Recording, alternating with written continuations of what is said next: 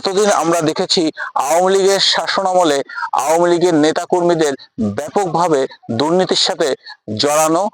এমন কোনো দুর্নীতি নাই যা এই আওয়ামী লীগের নেতাকর্মী বা তাদের সহযোগী সংগঠন বা অঙ্গ সংগঠনের নেতাকর্মীরা করে নাই। এমনকি ওয়ার্ড পর্যায়ে যারা ছিল তারাও কিন্তু এর সাথে কম বেশি জড়িত ছিল। আপনার আয়ের উদ্দেশ্য কি আপনি জানাতে পারবেন?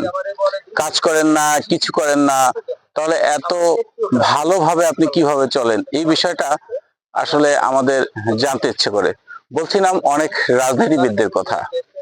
বিভিন্ন রাজনৈতিক দলের অনেককেই আমরা চিনি, তাদের প্রদর্শিত কোনো আয় নাই। তবে এই প্রদর্শিত আয় না থাকার পরও তারা বেশ ভালোভাবে চলেন। আসলে কিভাবে চলেন এটি জানার আমার খুব ইচ্ছা। কেন হয়েছে? আজকে আমরা এসেছি প্রকৃতির সাথে মেশার জন্য এই অরুণিমা রিসোর্টসে।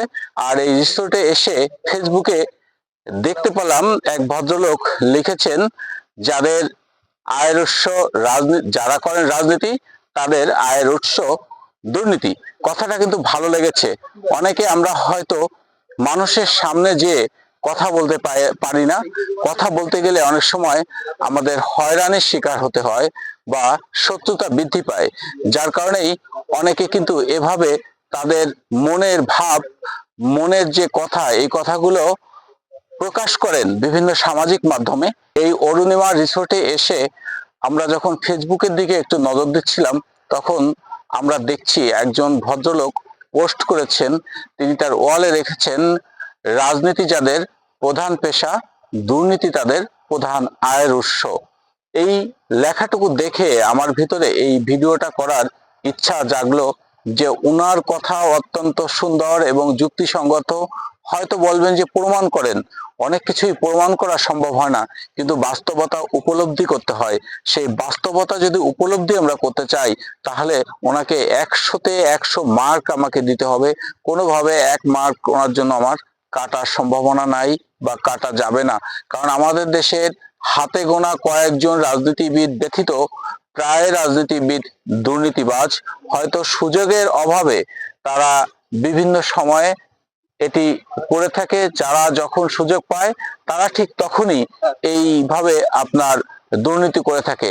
এতদিন আমরা দেখেছি আওয়ামী লীগের শাসনামলে আওয়ামী লীগের নেতাকর্মীদের ব্যাপকভাবে দুর্নীতির সাথে জড়ানো। এমন কোনো দুর্নীতি নাই যা এই আওয়ামী লীগের নেতাকর্মী বা তাদের সহযোগী সংগঠন বা অঙ্গ সংগঠনের নেতাকর্মীরা করে নাই। এমনকি ওয়ার্ড পর্যায়ে যারা ছিল তারাও কিন্তু এর সাথে কম বেশি জড়িত ছিল। ঠিক শেখ হাসিনা সরকারের পতনের পর এখন আমরা যে জিনিসটা দেখছি, অনেক রাজনৈতিক দলের কেউই এখন পর্যন্ত ক্ষমতা আসতে পারে নাই, কারণ জাতীয় নির্বাচন হয় নাই। কিন্তু জাতীয় নির্বাচন না হওয়ার পরও যারা ক্ষমতা আসতে চাচ্ছেন, যারা রাজনীতি করছেন, তাদের অনেকেই আমরা দেখছি চাঁদাবাজির সাথে সরাসরি জড়িয়ে যাচ্ছেন। অনেকে বিভিন্ন অফিস আদালতে যে তারা রাজনৈতিক প্রভাব বিস্তার করার চেষ্টা করছেন। বিশেষ করে আমরা দেখেছি ব্যাংক দখল, দেখেছি বিভিন্ন সামাজিক প্রতিষ্ঠান দখল, দেখেছি আমরা বিভিন্ন জায়গা দখল। আমরা দেখেছি এই 5ই আগস্টের পরে মানুষের বসত বাড়ি থেকে গরু ছাগলের মতো জিনিস ধরে নিয়ে যাওয়া। আমরা দেখেছি লুটতরাজ। এগুলো কোনোভাবেই আমাদের দেশের মানুষ পছন্দ করে না, বিশেষ করে সাধারণ জনগণ। আপনারা যারা ক্ষমতার কথা চিন্তা করছেন, তারা হয়তো এই সাধারণ জনগণ থেকে বিচ্ছিন্ন হয়ে যাচ্ছেন। বিশেষ করে একটি কথা না বললেই নয়, যখন বিএনপি সরকার 2001 সাল থেকে ক্ষমতায় ছিলেন, তার পরবর্তী সময়ে ফখরুদ্দিন মহিউদ্দিনের যে সরকার হয়েছিল, এই সরকার হওয়ার পরে যেটি দেখা গিয়েছে, অনেক দুর্নীতি আমাদের চোখে চলে এসেছে। পরবর্তী সময়ে যে আওয়ামী লীগ ক্ষমতায় আসলো মহাজোটের মাধ্যমে, এই আওয়ামী লীগ ক্ষমতায় আসা, এটি কিন্তু আওয়ামী লীগের কর্মের মাধ্যমে আসে নাই। বিএনপিকে মানুষ অপছন্দ করেছিল, সেই মানুষগুলো কিন্তু আওয়ামী লীগকে ভোট দিয়েছিল। কিন্তু আওয়ামী লীগের শাসনামলে আওয়ামী লীগ যেভাবে দুর্নীতি করেছে, যেভাবে মানুষকে হয়রানি করেছে, মানুষের কথা বলার অধিকার কেড়ে নিয়েছে, এই কারণে এই আওয়ামী লীগ সরকারকে কিন্তু প্রতিহত করার জন্য জনগণ মাঠে নেমেছে।